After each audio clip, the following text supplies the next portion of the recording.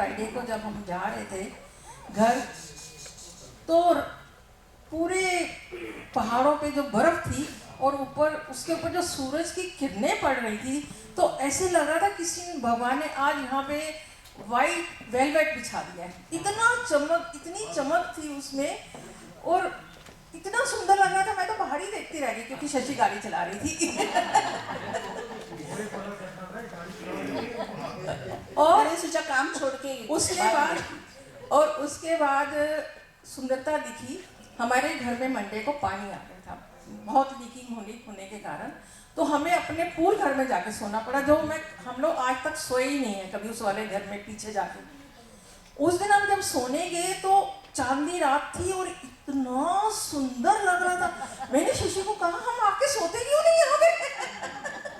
इतना सुंदर और दूर पहाड़ों पे लाइट चमक रही घरों की, इतना सुंदर, इतना हम लोग कितनी देर दोनों बैठ के उसे को ही देखती रह गई। और ये सोचा कि महीने में एक दिन पूर्ण वर्ष वाले दिन आके यहाँ मजा लेना है। तो तेरे टीसी को टाइम कम मिलेगा। हाँ, मैं अभी एक टीटी जो टीसी होती है ना, टिकट कलेक्टर, उसकी कहानी सुना रही हूँ।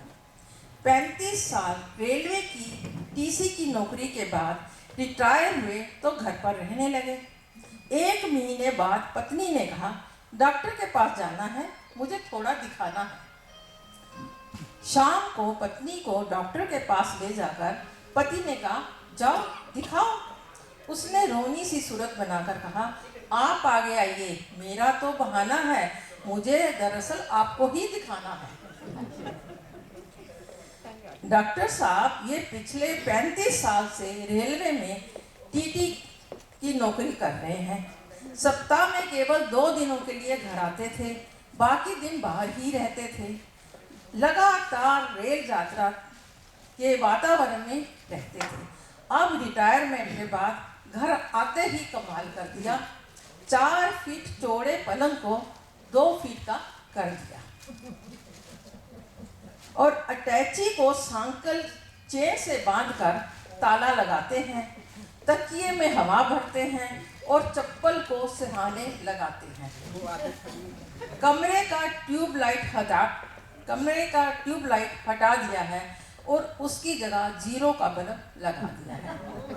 टेप रिकॉर्डर से फिल्मी गानों की कैसेट निकालकर रेलवे के अनाउंसमेंट जैसे गाड़ी चलने की आवाज़, घंटी की घनघनाहट, गरम चाय, समोसा, पकौड़ी की कर्कश आवाज़ का कैसेट लगाते हैं।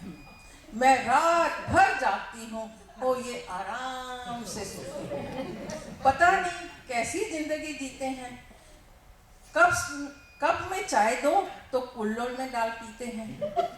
एक रात मेहमान आए तो मैंने इन्हें जगाया। इन्होंने करवट बदली और मेरे हाथ में ट्रेन का टिकट और 100 रुपये का नोट थमाया। मैंने कहा ये क्या है? वो बोले रसीद नहीं काटना, इंदौर आए तो ख्याल से मुझे उठा देना। बेडरूम में लगी पेंटिंग को हटा दिया है, उसकी जगह भारतीय रेल आपकी संपत्ति है, जंजीर खींचना मना है लिखवा दिया है। डॉक्टर साहब क्या बताएं, बताने में शर्म लगती है, पर आपसे क्या छुपाना। इन्होंने एक दिन मुझसे पूछा बहन जी आपको कहाँ जाना है। एक रात मेरे भाई और पिताजी आए, दोनों इनकी हरकत देख के तमतमाए। भाई ने इनकी अटैची जरा सी खिसकाई तो ये गुस्से से बोले जंजीर खींचो, चोरी करते शर्म नहीं आई। इनका अजीब कारनामा है, एक पर एक हंगामा है। अभी कबाड़ी के यहाँ से एक पुराना टेबल फैन मंगवाया, छत पर लटके अच्छे खासे सीलिंग फैन को उतार कर उसी जगह टेबल फैन लटकाया। उसे चालू करने का विचित्र तरीका अपनाते हैं, जेब से कंघा निकालकर पंखा को घुमा दिया। इन्होंने पूरे घर को सिर पर उठा दिया, घर को वेटिंग रूम और बेडरूम को ट्रेन का कंपार्टमेंट बना दिया। इनके साथ बाकी जिंदगी कैसे कटेगी हम सोचकर डरते हैं। और ये तो 7 जन्म की बात करते हैं, हम तो एक ही जन्म में इनसे शादी कर पछताए हैं। भगवान किसी भी लड़की को रेलवे टीसी की पत्नी ना बनाए। पत्नी की बात सुनकर डॉक्टर साहब मुस्कुराए और फिर थोड़ा सोचकर बोले, आप इतने सालों की इनकी आदतों को एकदम नहीं बदल सकती, पर इसी में आप जीवन का आनंद ढूंढिए। आप भी कुल्हड़ में चाय पीजिए और कंगा से पंखा चलाइए। इतने सालों बाद आप अपने पति के साथ, आपको आपके पति के साथ रहने का मौका मिला है, उसका पूरा आनंद उठाइए। सभी परेशानियों दूर होने पर हमारा मन प्रसन्न होगा, ये हमारा भ्रम है। सभी परेशानियां दूर होने पर हमारा मन प्रसन्न होगा, ये हमारा भ्रम है।